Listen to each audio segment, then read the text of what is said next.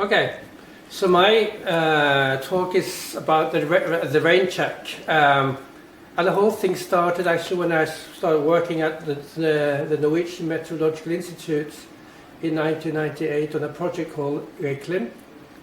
And my task was to downscale temperature and rainfall. That means basically try to quantify the local effects on global climate change on local rainfall and temperature. And when I did it for temperature, it was fairly easy. And also I started working on monthly precipitation as well. But then I also wanted to say something about the daily rainfall and the extremes.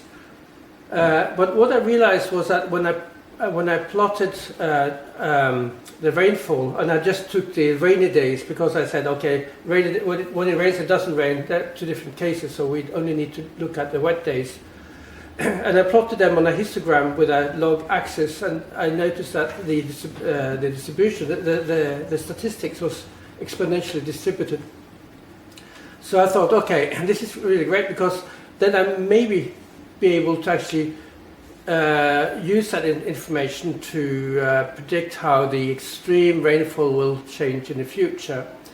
I tried with the more advanced models as well, like the extreme value theory and also the gamma distribution, but without any luck. So I decided to go for the very simple way of describing it as an exponential distribution. And that led me to this very simple formula for the probability of receiving a heavy rainfall, which you see here on the screen. So in this formula you have the big X is basically the rainfall on a random day, and then the small x is a threshold value. It could be 30 millimeters or 40 millimeters. And then the wet day frequency, that's FW, so that's a number between 0 and 1. So if it's 0, it never rains. If it's 1, it rains every day, almost like in Bergen. And then the other parameter is the mu variable, and that is the mean rainfall on only the days when it rains. So that's a wet day mean precipitation. And that formula gave me a really, some quite nice results, and I published these results in 2007 in a paper. And then also I went to visit NCAR in Colorado, in Boulder, some colleagues there who were working on statistics and rainfall, and they gave me a lot of rainfall data to work on, and actually I got some really encouraging results. But the problem is that it hasn't really caught on. Like our colleagues haven't really used this formula. So then I decided, okay, let's give a demonstration, show how good this works. So then, first of all, we need to test this formula against observations. I will use the best series that we have in Norway for daily rainfall events, and that is a place called Bjørnholt, which is just north of Oslo in the forest. So then we'd use this formula, and we plugged in the numbers. So we took the threshold of how often you get more than 20 millimeters a day on this site. So the black curve on the screen behind me is the calculations of the formula, whereas the red curve are the actual numbers. And you see the formula does give quite a nice result. Like it reproduces quite well what we have actually seen. So the question is then, is this representative of the whole world, or is this just a lucky selection? So what we did was that, together with my colleagues Abdelkader, Kajsa and Helene, we tried to do the same analysis for a large number of sites, but because we have so many different sites, we had to present the values in a different way. So basically we wanted to correlate the two between each other, and then we got so many data points that it was hard to see what was happening. So instead we decided to make a heat map, which is shown here.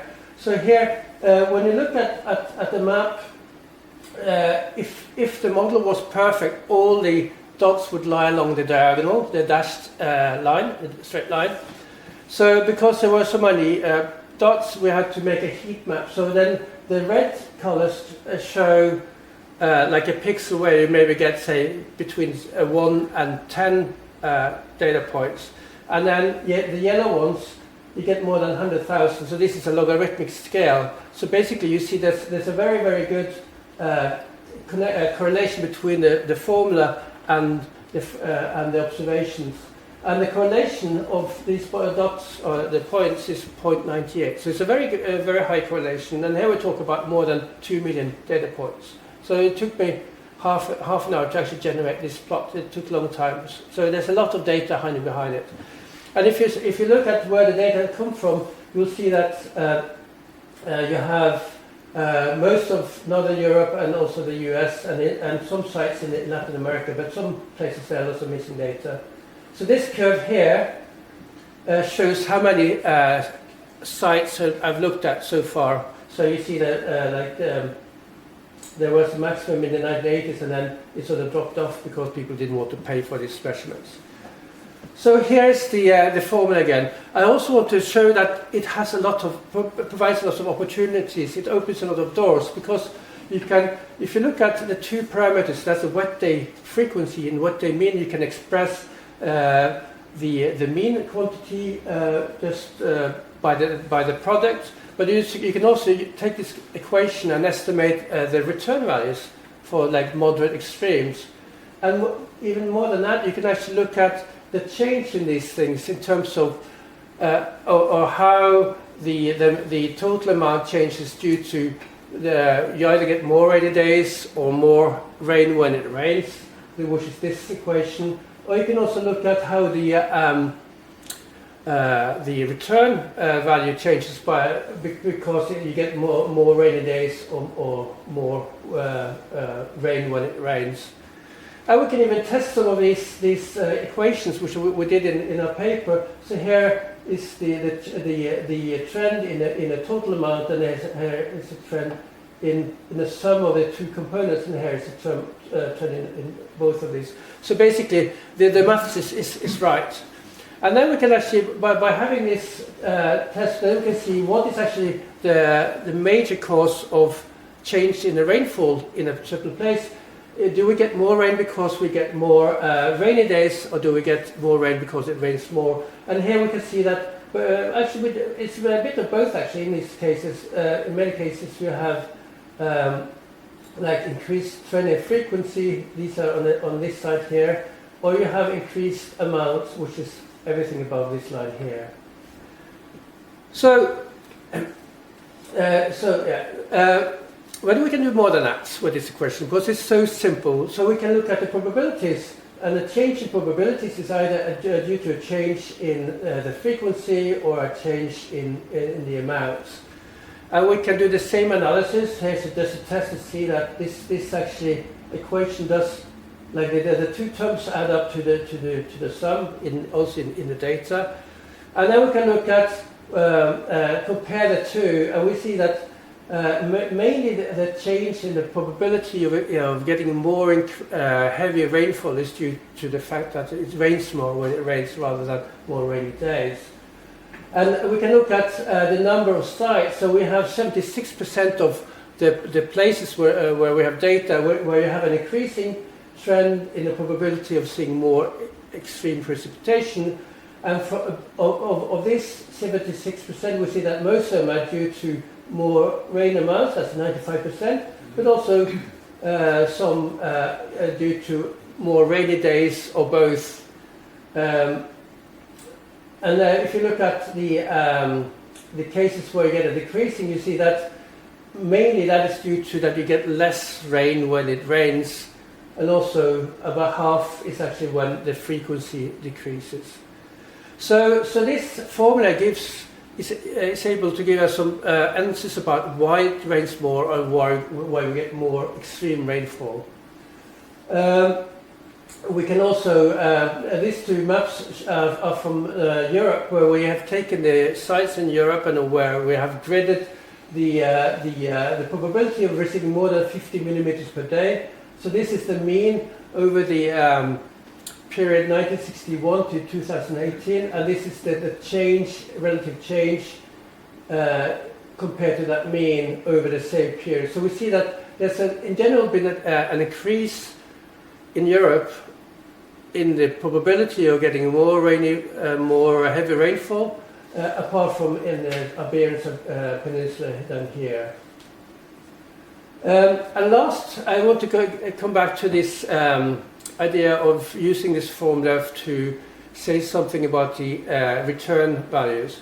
So the yellow dots here present this formula here, which is taken out from this formula. But we also see that there's a systematic underestimate here. It's a bias. So we can correct this with these black dots here. So we can multiply that with a factor and we get these black dots. So we can correct for this. And if we do that for every year, for the first year, second year, and so on, return values, you get like different factors for each of these return periods. And if we plot these on the long axis, we actually get a nice straight line, which tells us that we can actually use this formula and also the this scaling adjustment to actually try to estimate the return values. And the reason for that is because on the extreme rainfall amounts, they don't have the same probability distribution functions. They have a fatter tail, but this sort of compensates for that, because if the shape of these distributions are fixed, then you can actually relate this through the scaling factor. So we can look at the trends in the return values. Here's the whole world, and we can see that there's an increase in most places, and the increase is mainly due to the fact that we get more rain when it rains, but also due to more rainy days, but not so much.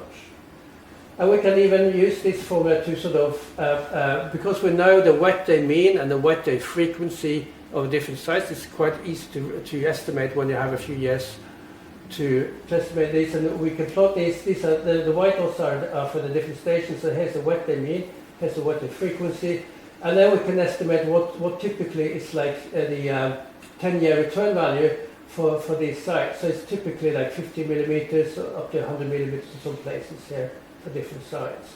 So you can use this as a very quick way of estimating return values, even if we don't have a lot of data. So, and we also looked at the variance, which is more complicated. I just want to show you this. It's because it's the probability distribution function, which we haven't shown here. It's a discontinuous function.